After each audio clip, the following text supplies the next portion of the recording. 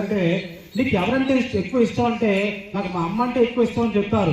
మీ అమ్మ కోసం నువ్వు ఏం చేస్తావంటే మా అమ్మ కోసం నేను పెద్ద అయిన తర్వాత మంచి ఉద్యోగం చేసి మంచి ఇల్లు కడతానని చెప్తారు. అలాగే పిల్లవాడిని కాకుండా అన్నీ నా అడిగనుకోండి నీకు ఎవరంటే ఎక్కువ ఇష్టం అంటే నాకు నాన్న అంటే ఎక్కువ ఇష్టము.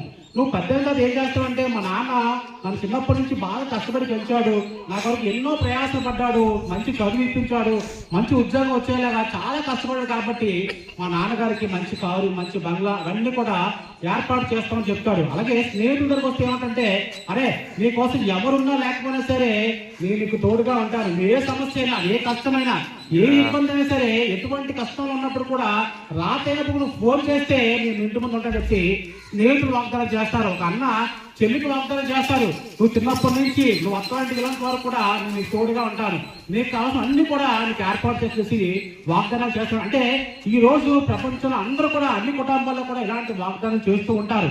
ఈ వాగ్దానాలు చేస్తూ ఉన్నప్పుడు కాలక్రమేణా మనుషులు లోకంతో పాటు అనేక మార్పులు చెందుతూ ఉంటారు. ఈ లోకంలో మార్పులు వచ్చినప్పుడు తర్వాత కొద్ది కాలం తర్వాత వారు ఇచ్చిన వాగ్దానాలు మర్చిపోతుంటారు. వారు ఏం చేశారో, వారు ఎందుకోసం ఈ లోకానికి వచ్చారో, ఎవరికి వాగ్దానాలు ఇచ్చారో అవన్నీ కూడా మర్చిపోతుంటారు. చూడండి, ఒక తల్లి పుట్టిన తర్వాత తల్లికి ఒక 10 మంది పిల్లలు అనుకోండి, 10 మంది పిల్లలు కూడా చక్కగా చూస్తారు. ఏ పిల్లలు కూడా అందులో ఒక బాబుకు బాగాలంటే 9 మంది పిల్లలకి బాగున్నప్పుడు కూడా ఎవరైతే బాగలేదో ఆ బాబు కోసం ఎక్కువ ఆలోచిస్తారు. అంటే 9 మంది పిల్లలు బాగున్నప్పుడు కూడా ఒక బాబు బాగాలేకపోయినప్పటికీ తన తల్లి హృదయం ఎలా ఉందంటే నా బాబు పరిస్థితి బాగాలేదు, 9 మందిని పక్కన పెట్టేసి ఎవరైతే బాగలేదో, ఎవరైతే అనారోగ్యంతో ఉన్నాడో, ఎవరి జీవితం అయితే బాగోలేదో, ఎవరి జీవితం అయితే చక్కగా లేదో, ఎవరి జీవితం అయితే చక్కగా అనుకున్నట్టు కట్టుకోలేకపోయాడో వారి జీవితం కోసం తాపత్రయ పడుతూ ఉంటుంది.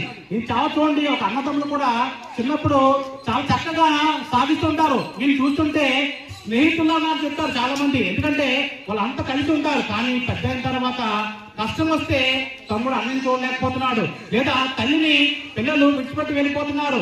అనేక మంది ఎంతో కష్టపడి పెంచినప్పుడు కూడా ఆ పిల్లల్ని అనాథాశ్రమంలో విడిచిపెట్టి వెళ్ళిపోతున్నారు. అంటే ఈ రోజు ఇలా ఎంతో మంది వాగ్దానాలు ఇచ్చినప్పుడు కూడా ఆ వాగ్దానాన్ని విడిచిపెట్టి వెళ్ళిపోతున్నారు, వాగ్దానాన్ని మర్చిపోతూ వెళ్ళిపోతున్నారు. కానీ ఈ లోకంలో ఎంతమంది ఇలాంటి వాగ్దానం ఇచ్చినప్పుడు కూడా, ఎంతమంది నీకు సహాయంగా ఉంటారన్నప్పుడు కూడా ఒక రోజు మిమ్మల్ని విడిచిపెట్టి వెళ్ళిపోతారు. కానీ పరిశుద్ధ బైబిల్లో ఒక మాట ఉందండి, 1 యోహాను పత్రిక 2:20 ఏమంటే నేను ఇచ్చే జీవం అనేది శాశ్వతమైన వాగ్దానం. ఈ లోకంలో ఎటువంటి వాగ్దానమైనా మర్చిపోవచ్చు, కానీ నేను నిత్య జీవాన్ని ఇస్తాను.